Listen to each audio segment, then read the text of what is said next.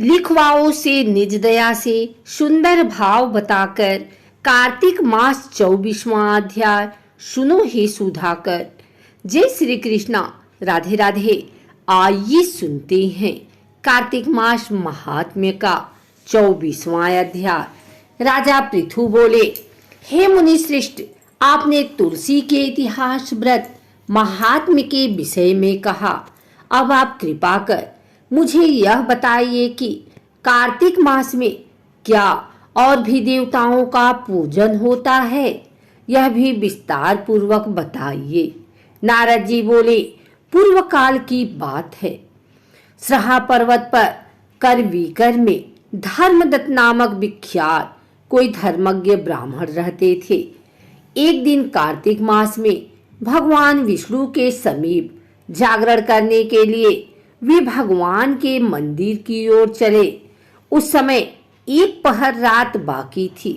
भगवान के पूजन की सामग्री साथ लिए जाते हुए ब्राह्मण ने मार्ग में देखा कि एक भयंकर राक्षसी आ रही है। उसका शरीर नंगा और मांस रहित था। उसके बड़े बड़े दांत, लपकती हुई जीभ और लाल नेत्र देखकर ब्राह्मण भय से थर्रा उठे। उनका सारा शरीर कांपने लगा। उन्होंने साहस करके पूजा की सामग्री तथा जल से ही उस राक्षसी के ऊपर प्रहार किया।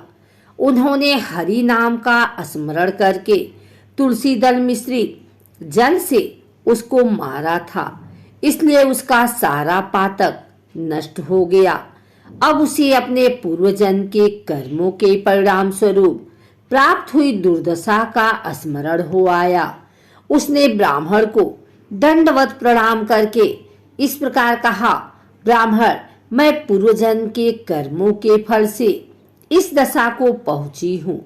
अब मुझे किस प्रकार उत्तम गति प्राप्त होगी? धर्मदत्त ने उसे इस प्रकार प्रणाम करते हुए देखकर आश्चर्यचकित होते हुए पूछा, किस कर्म के फल से तुम इस दशा को पहुंची हो? कहाँ की रहने वाली हो? तुम्हारा नाम क्या है और आचार व्यवहार कैसा है? ये सारी बातें मुझे बताओ। उस राक्षसी का नाम कलहा था। कलहा बोली, ब्राह्मण, मेरे पूर्वजन्म की बात है। सौराष्ट्र नगर में भिक्षु नामक एक ब्राह्मण रहते थे।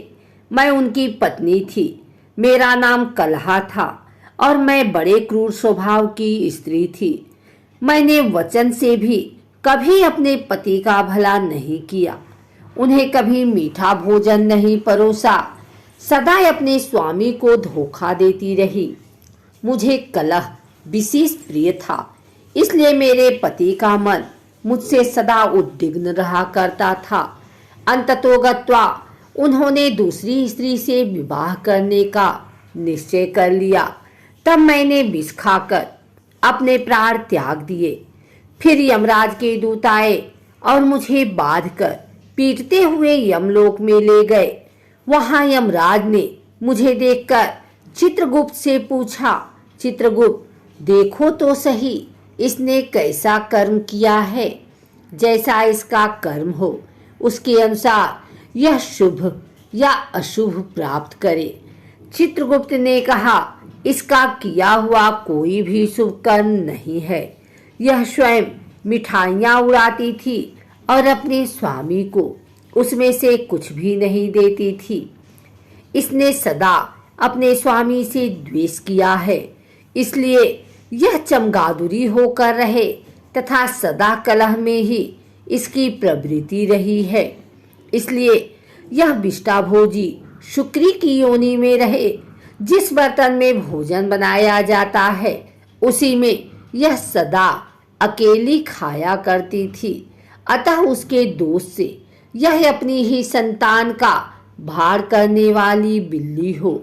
इसने अपने पति को निमित्त बनाकर आत्मघात किया है, इसलिए यह अत्यंत निंदनीय स्त्री प्रेत के शरीर में भी कुछ काल तक अकेली ही रहे। इससे यमदूत द्वारा निर्जल प्रदेश में भेज देना चाहिए। वहां दीर्घकाल तक यह प्रेत के शरीर में निवास करे। उसके बाद यह पापिनी शेष 3 योनियों का भी उपयोग करेगी। कलहा ने कहा, विप्रवर, मैं वही पापिनी कलहा हूँ। इस प्रेत शरीर में आए मुझे 500 वर्ष बीत चुके हैं। मैं सदैव भूख प्यास से पीड़ित रहा करती हूँ। एक बनिए के शरीर में प्रवेश करके मैं इस दक्षिण देश में कृष्णा और बेड़ी के संगम तक आई हूँ। जब ही संगम तट पर पहुंची त्यों ही भगवान शिव और विष्णु के पार्षदों ने मुझे बलपूर्वक बनिए के शरीर से दूर भगा दिया। तब से मैं भूख का कष्ट सहन करती हुई इधर उधर घूम रही हूँ। इतने में ही आपके ऊपर मेरी दृष्टि पड़ गई।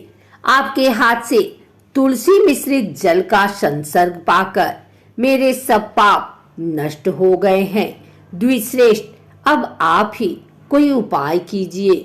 बताइए, मेरे इस शरीर से और भविष्य में होने वाली भयंकर 3 योनियों से किस प्रकार मुक्त होंगी। कलहा का यह वचन सुनकर धर्मदत्त उसके पिछले कर्मों और वर्तमान अवस्था को देखकर बहुत दुखी हुआ।